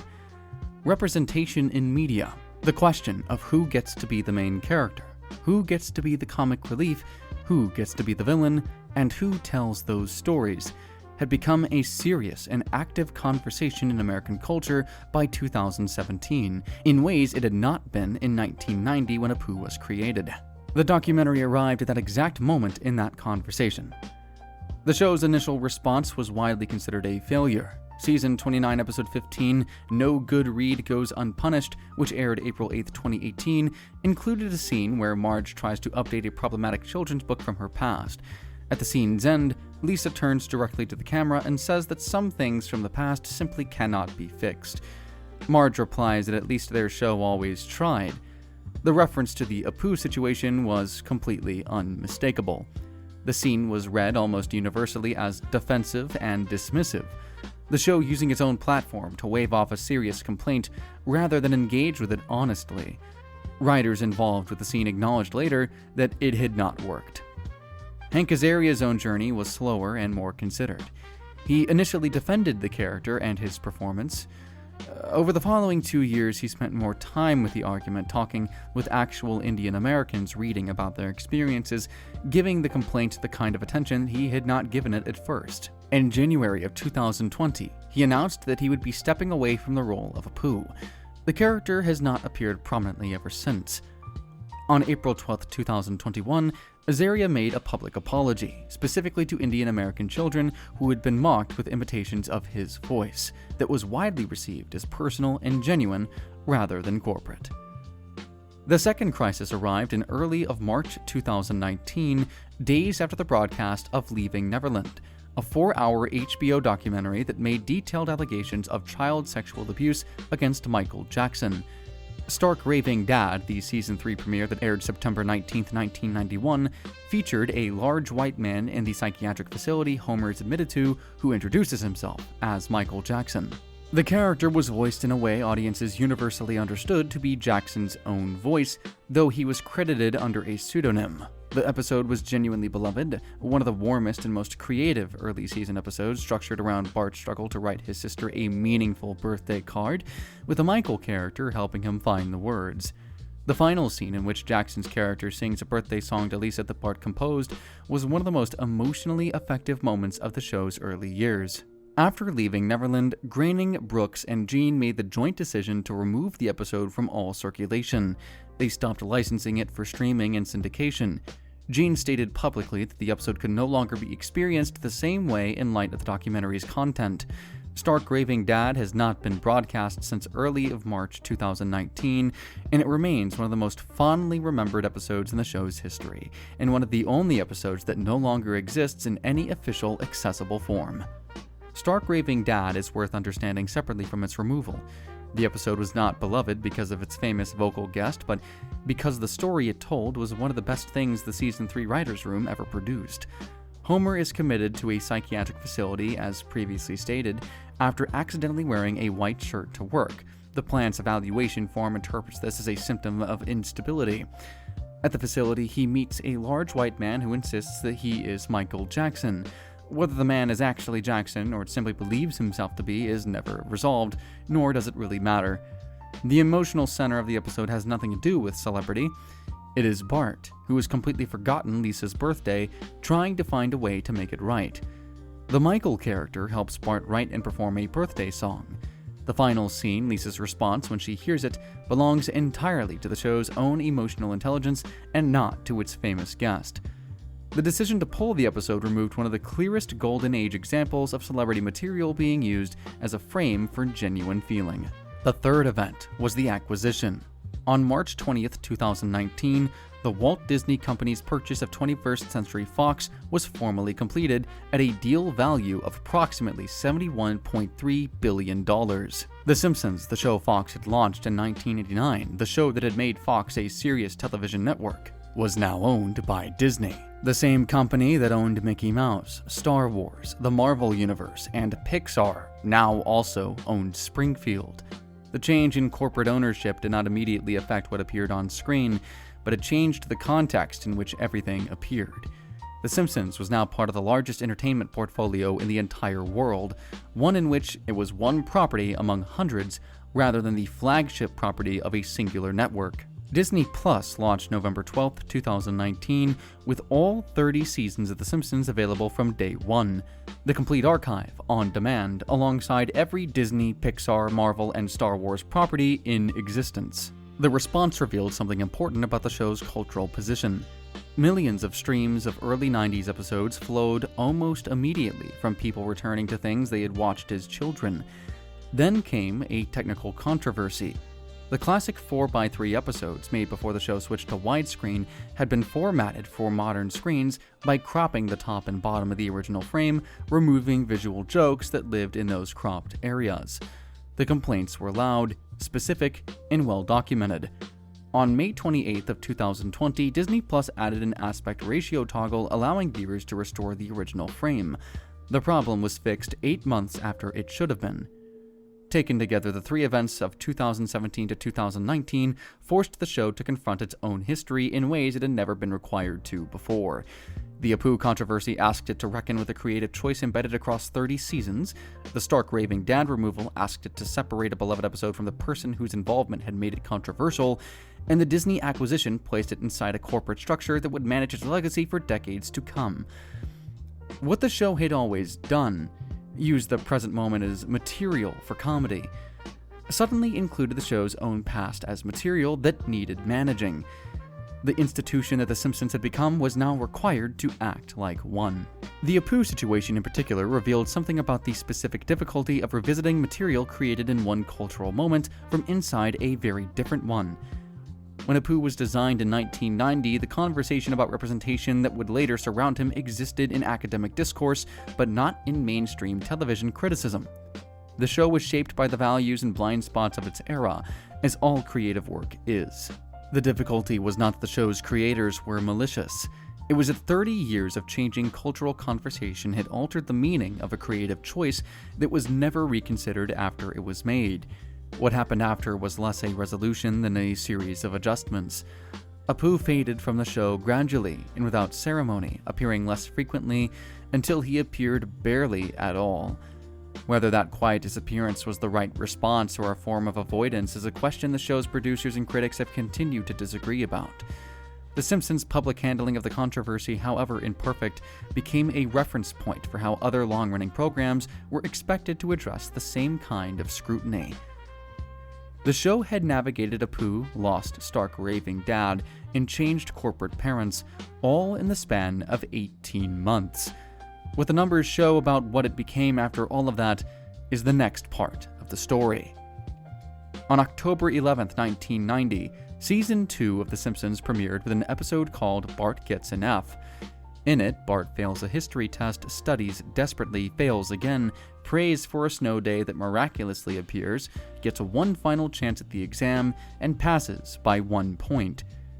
Then cries anyway, because the experience of genuinely trying and nearly failing had produced an emotion he wasn't prepared for. The episode is also just very funny. It is also, unexpectedly, one of the most emotionally honest things the show has produced in its first several seasons. A portrait of the specific, unaccountable shame that arrives when a person realizes they have more capacity than they've been willing to use. 33.6 million viewers watched it when it aired on that Thursday night. That number remains the highest rating any episode of The Simpsons has ever received. Understanding what 33.6 million viewers meant in 1990 requires understanding what American television looked like in 1990. There were no streaming services, cable was present in many homes but had not yet diversified into the hundreds of channels it would eventually offer. Most households had ABC, NBC, CBS, and Fox, and the programming choices available on a Thursday night were limited to whatever those four networks had scheduled. An audience of 33.6 million in that environment represents a proportion of the American population that simply cannot be replicated under current viewing conditions, because the current viewing environment distributes the same population across a vastly larger number of options. Even accounting for that context, the number is significant. More than 1 in 10 Americans watched the same episode of a cartoon on the same evening. The numbers also prove something more than popularity. They prove that the show occupied a position in American life the current media landscape makes structurally impossible to replicate. The decline from that peak to the show's current viewership looks like failure from the outside, but it is not. It is the story of a show that survived its own obsolescence by becoming something the ratings were never designed to measure. Season 35, which aired in 2023 to 2024, averaged somewhere between 1 and 0.5 million and fewer viewers per episode in traditional broadcast ratings, a 95% or greater decline from the 1990 peak. The graph of the show's viewership, if you drew it from 1989 through to the present, would look like a mountain with a slow ascent and then a very long descent. A rise through the late 80s and early 90s, a peak at around season 2, and a plateau through much of the 90s, to then a consistent decades-long decline that has continued essentially without interruption. That decline is frequently cited as evidence that the show has gotten worse and viewers have responded accordingly. The causation is more complicated though. The decline in Simpsons viewership tracks closely with the decline in broadcast television viewership overall. Every major broadcast comedy from the same era, Friends, Seinfeld, Frasier, would show a similar shape on a similar graph if extended to the present day. The audiences did not disappear, they redistributed across a vastly larger number of viewing options, including streaming platforms, cable channels, podcasts, and of course, online video. The show's current weekly broadcast viewers exist alongside tens of millions of people watching it on Disney Plus and FXX, whose viewing habits do not appear in the traditional weekly ratings that broadcast television reports. The HD transition marked a specific moment in the show's technical history. Season 20, Episode 10, Take My Life Please, which aired February 15, 2009, was among the first episodes to broadcast in high definition and widescreen format. The show's iconic opening sequence was redesigned, the couch gag was extended, the animation updated, Lisa's saxophone solo in the school hallway changed, and the whole sequence was produced at the higher resolution that modern screens required. The transition meant the show no longer looked like something made in 1989, it looked like contemporary television. Whether this improved the viewing experience or contributed to a loss of the particular visual texture that had defined the early seasons is a question about which longtime viewers have disagreed since 2009. The FXX deal is the piece of the financial picture that most casual observers know least about. In 2014, Fox sold the cable syndication rights to The Simpsons to FXX, the cable channel Fox owned, for a reported $750 million. This was one of the largest syndication deals in the history of American television. Under the agreement, FXX had access to the complete archive of every episode and could air them on rotation. The channel spent its early years programming almost entirely from The Simpsons catalog, eventually running a 12-day marathon that aired all 552 episodes in sequence. The commercial logic of the deal was clear.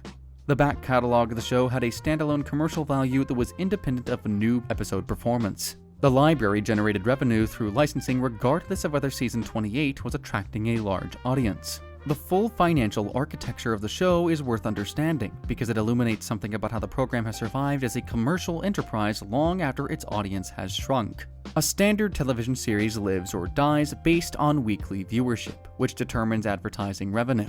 The Simpsons generates revenue through new episode advertising, FXX syndication licensing, the Disney Plus streaming agreement, international broadcasting deals in dozens of countries, merchandise and theme park licensing, and home video sales. Each of these revenue streams runs independently of the others. The show can be commercially viable at current viewership numbers in a way that a new show with the same viewership cannot, because no new show has 37 seasons of archival content and a 3-decade global brand generating income in parallel. The FXX Marathon in August of 2014 became a cultural event in its own right. The channel aired all 552 episodes in continuous sequence over 12 days, beginning August 21st and ending September 1st. People planned their viewing schedules around it. Clips from the marathon generated sustained engagement online as specific early season episodes aired and viewers encountered scenes they had not thought about in years. The marathon demonstrated something the weekly ratings had obscured. The archive of the show had retained its hold on people who had largely stopped watching new episodes. They were not watching the current Simpsons.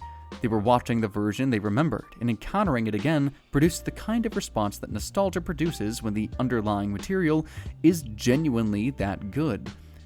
The FXX Marathon was as much a cultural experience as a programming strategy, and the fact that it worked, that millions of people watched days of continuous Simpsons episodes with evident enthusiasm, told the industry something important about the relationship between the show's archive and its audience.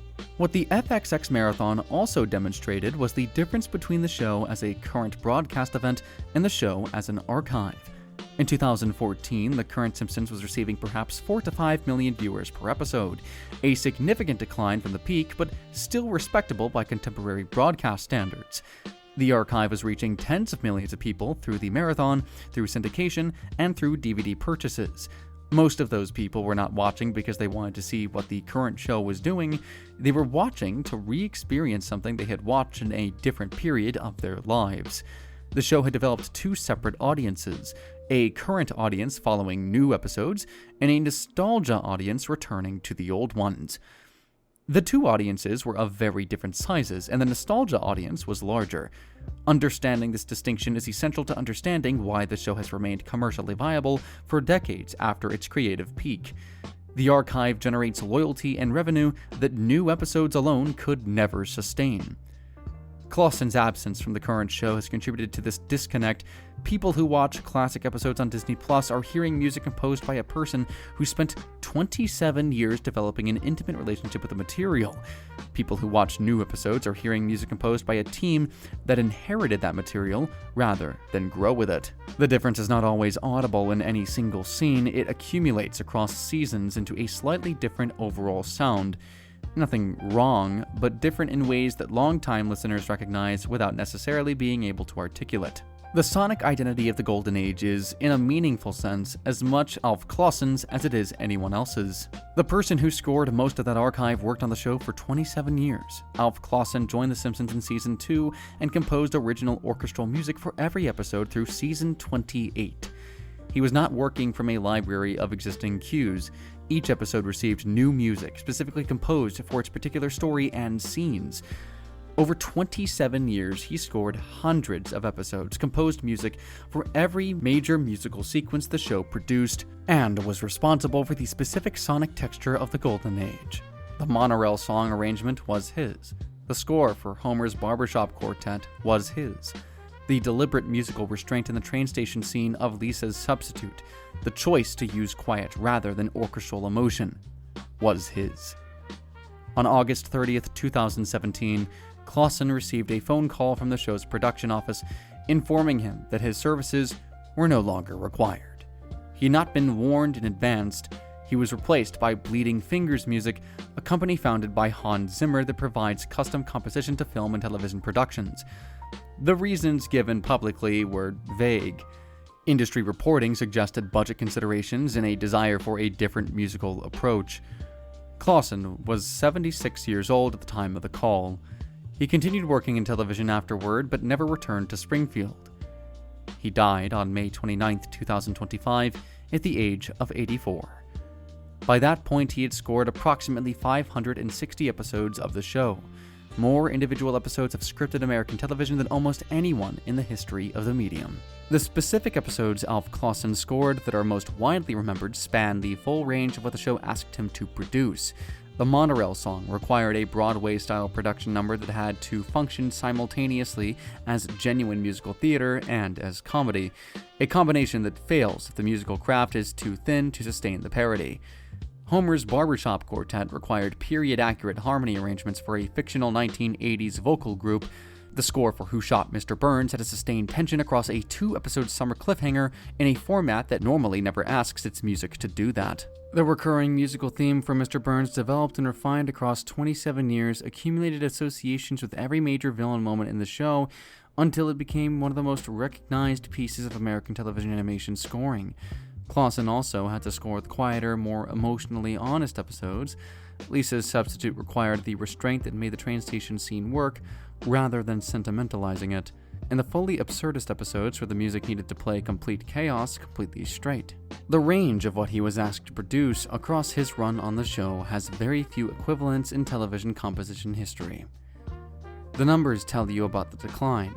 What lives underneath them, in the language and the philosophy and the shared references of everyone who grew up watching, tells a completely different story.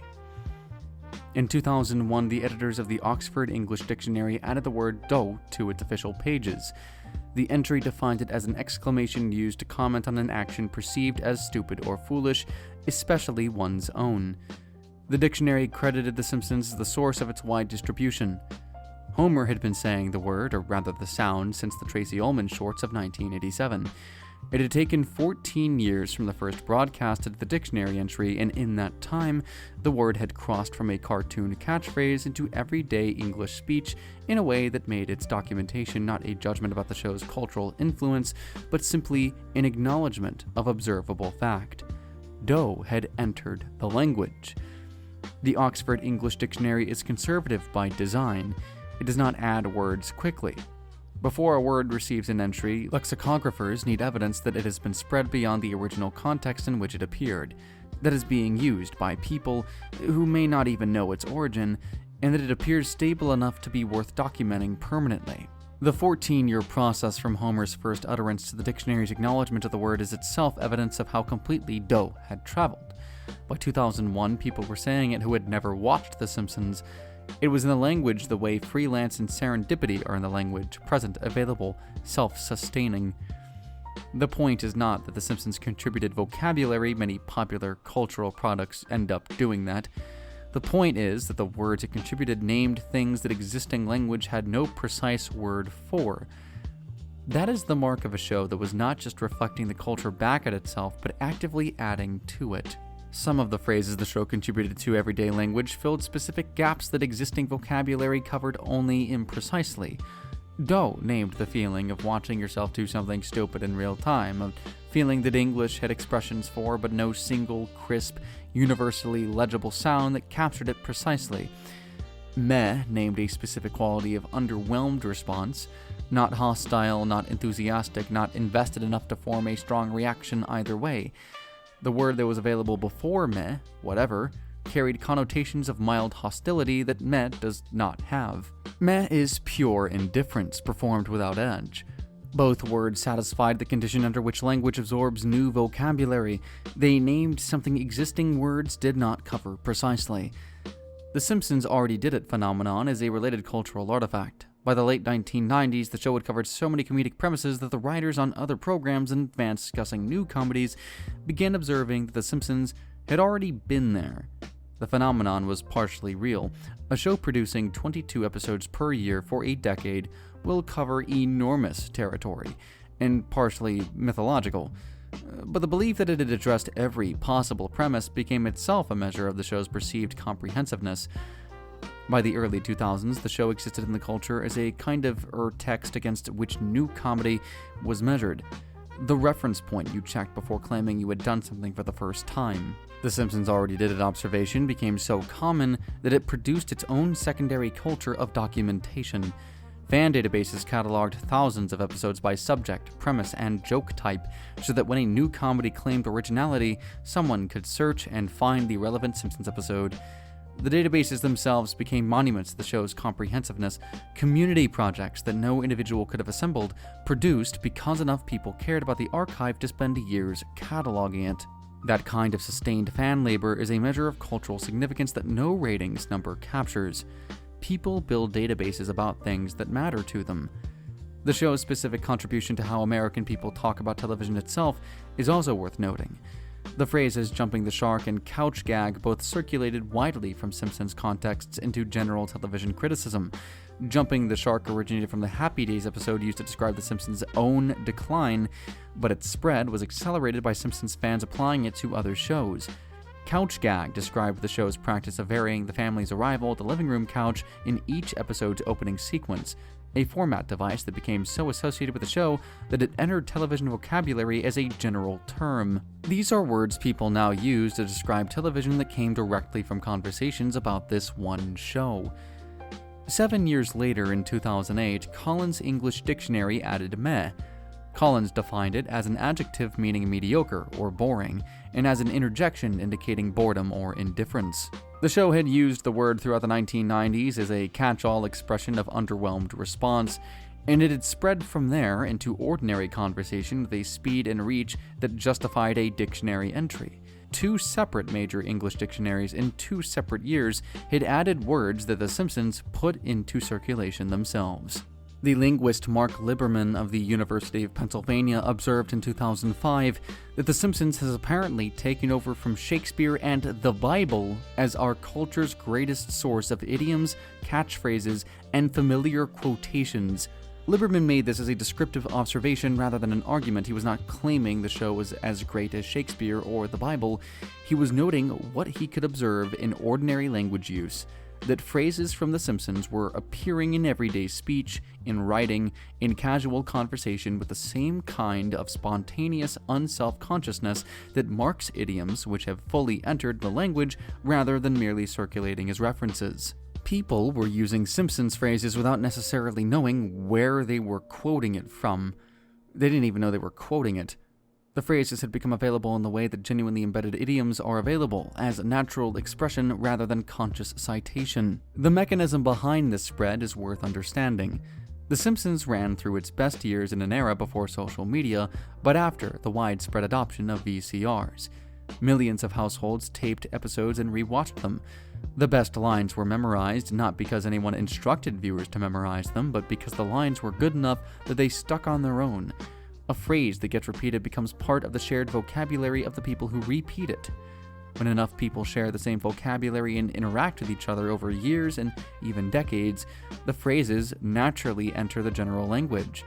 The show ran for long enough at a large enough audience to seed multiple generations of viewers with the same references. People who were 12 in 1993 and people who were 30 in 1993 both have the same lines in their heads, which means that the show provides a connective tissue across a significant age range. The philosophical engagement with the show generated its own body of scholarship. In 2001, Open Court Publishing released The Simpsons and Philosophy, The Doe of Homer, a collection of essays by academic philosophers examining the show's engagement with questions of ethics, identity, family, politics, and moral reasoning. It was published as an academic text by a publisher specializing in serious nonfiction. It sold widely. The volume's commercial success reflected something about how the show had positioned itself in the culture. It was possible to write about it seriously because it had established throughout 8 years of work that it was doing something that merited serious attention. The editors of the volume were not arguing for the show's seriousness, they were treating it as already established. That assumption itself tells you something about what The Simpsons had accomplished by 2001. Subsequent volumes followed.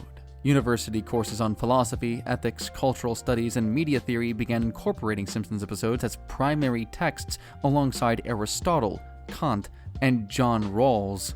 The show that Mike Reiss once described as a bunch of comedy writers goofing around had generated a small library of serious philosophical analysis. The prediction phenomenon deserves direct attention because it is among the most frequently circulated pieces of Simpsons mythology in the internet era.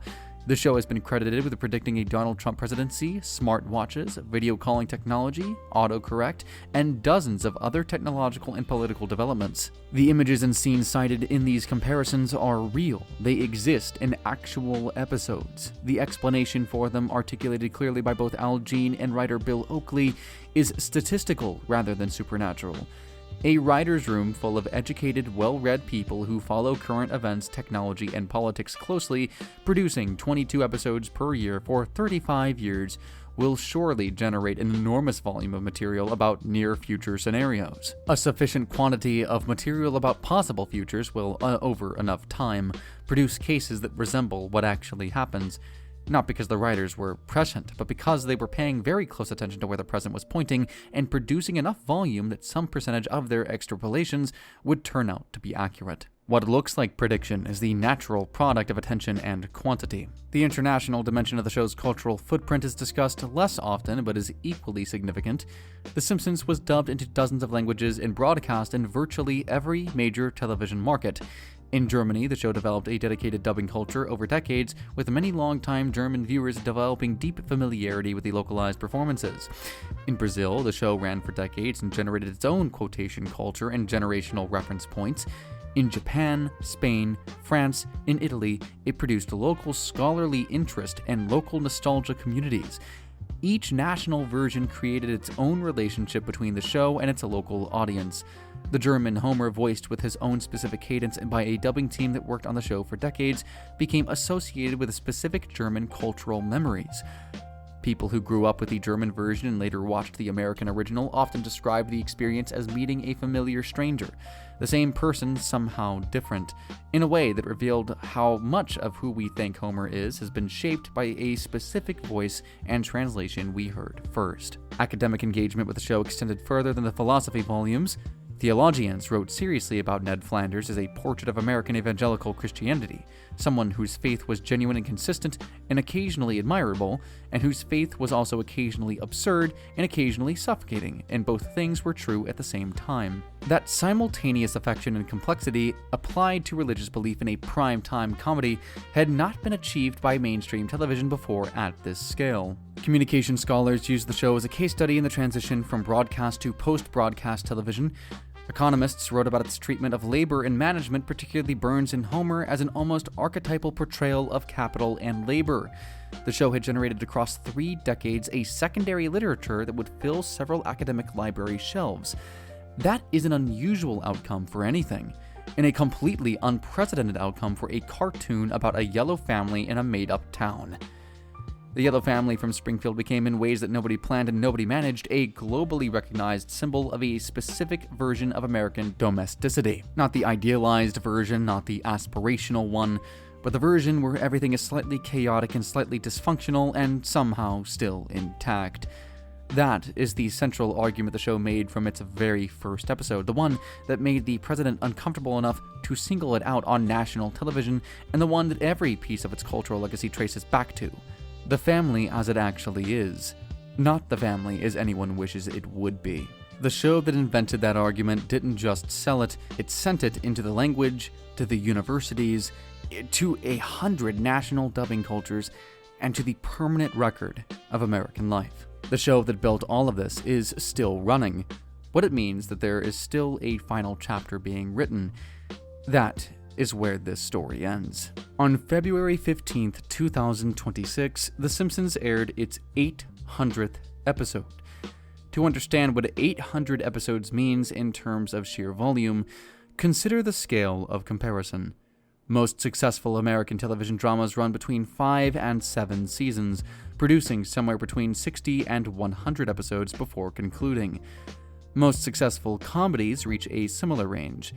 The shows considered among the longest running in American television history, programs celebrated for their longevity typically reach about 200 to 300 episodes across a decade or more. 800 episodes of a single scripted program featuring the same principal character set in the same fictional world performed by substantially the same voice cast across 37 years of continuous production has no real precedent in American entertainment history. It is not just a record. It is a category of its own. The renewal that puts episodes 801 and beyond in production was announced April 2nd, 2025, when Fox confirmed a season 40 pickup. The deal had a structural element that would have been unimaginable at the show's beginning. In addition to the standard broadcast episodes on Fox, the season would include exclusive episodes airing only on Disney+. The Simpsons, which began on a broadcast network that needed it more than it needed the network, had arrived at a moment where its episodes were being distributed across 2 separate platforms to 2 partially distinct audiences. The broadcast episodes reached the traditional Sunday night Fox viewers. The Disney Plus exclusives reached subscribers who might never tune into a broadcast channel for the rest of their lives. The same show serving both audiences simultaneously is a diagram of how American television consumption had changed across the show's lifetime. The voice cast has changed more in the last few years than in the 3 preceding decades. Pamela Hayden had voiced Milhouse Van Houten, Bart's best friend, one of the most enduring secondary characters in the show's world since the very first season of the full series. In November of 2024, she retired from the role. She was replaced by a voice actress named Kelly McLeod. The transition was quiet compared to the Harry Shearer Twitter crisis of 2015, but it most certainly was significant. Milhouse is one of the most recognizable voices in Springfield, and recasting a character with that depth of audience history requires the show's longtime viewers to extend a very specific kind of trust and leniency, to accept a voice they don't know and a space they have associated with a different voice for 35 years. The success of that transition is still being measured. Hank Azaria's departure from Apu, Pamela Hayden's retirement from Milhouse, and the general aging of a cast that has been together since 1989 raise a question about the show's future that has not yet been fully answered. At what point does cast continuity become cast replacement, and what does that mean for the show's identity? The Simpsons has always been, in a meaningful sense, the sum of its voices. Dan Castellaneta's Homer, Julie Kavner's Marge, Nancy Cartwright's Bart, Yeardley Smith's Lisa. These performances are not interchangeable technical functions. They are the characters. If those voices change, the characters change. Even if the animation looks the same and the scripts say the same things, the show is currently navigating that transition in slow motion, one retirement and one contract crisis at a time. The creative leadership has also shifted. Al Jean, who returned as a showrunner in 2001 and ran the show through a long period of stabilization and relative consistency, has moved to a co-leadership structure. Since season 33, which began in 2021, Matt Selman has been credited as a primary showrunner alongside Jean. Selman joined the writing staff in 1997 and has spent his entire professional adult life within the show's production. He is the first showrunner of the post-Golden Age era whose entire understanding of The Simpsons was formed not by making it from scratch, but by working within an institution that already existed. Someone who grew up, professionally speaking, inside the legacy rather than creating it. What that means for the show's creative direction over its final chapters is a question whose answer is, of course, still developing. The movie sequel announced for September 3, 2027 represents a 20-year gap between the first film and its follow-up. The original Simpsons movie opened in 2007. The sequel arrives not as a straightforward continuation, but as a return to a format the show tried once, found extremely difficult, and is now attempting again for reasons that include both creative ambition and a frank commercial calculation about nostalgia. The generation that watched the show in the 90s, the people who made the 2007 movie financially successful against all expectation, are now in their 30s and 40s, at a point in life when returning to the things that defined their childhoods carry a particular emotional charge. A Simpsons movie in 2027 is addressed in part to that charge. Now here is what George Mayer and Sam Simon and Conan O'Brien and the rest of the Golden Age room did not know they were building.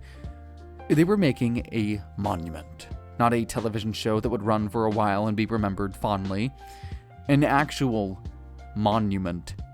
The kind of cultural object that outlasts the circumstances of its creation and becomes a permanent reference point for people who were not born yet when it was at its best.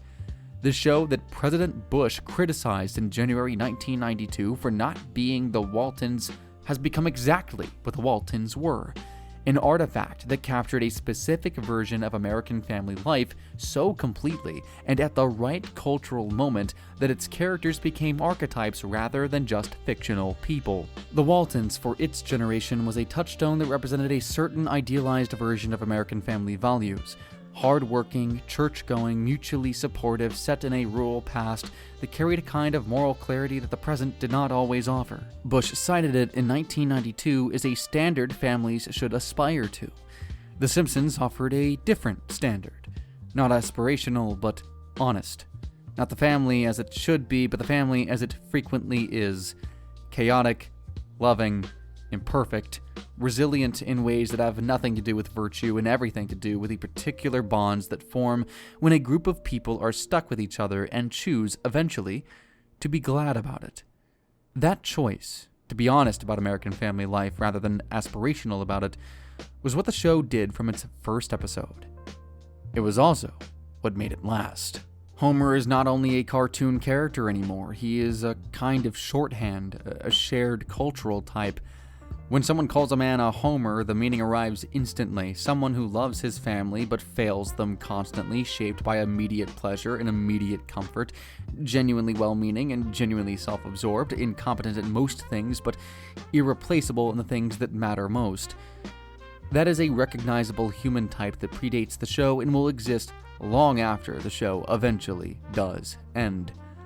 The Simpsons did not invent that type. It named it, gave it a voice and a face in a yellow family in Springfield, and sent it into the culture with enough force and precision that the name stuck permanently. Irrational Treasure, the 800th episode, arrived without much ceremony. No major network retrospective, no event broadcast, no extended press campaign. It aired on a Sunday night and was watched by approximately the same number of people who watch any current Simpsons episode.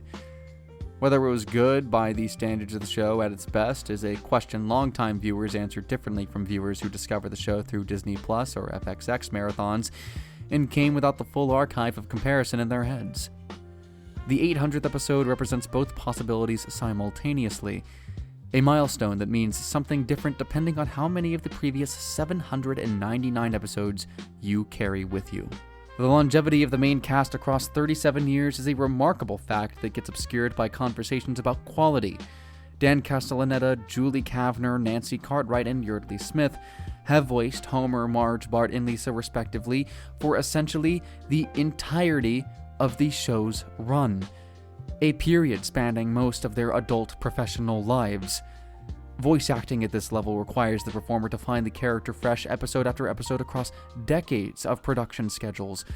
The four principal voices have not simply maintained their performances across 37 years, they have continued to generate moments that work within a format that offers very little structural variation and makes genuine freshness extremely difficult to achieve. That continuity is not a given, it is an ongoing achievement that the show rarely acknowledges directly.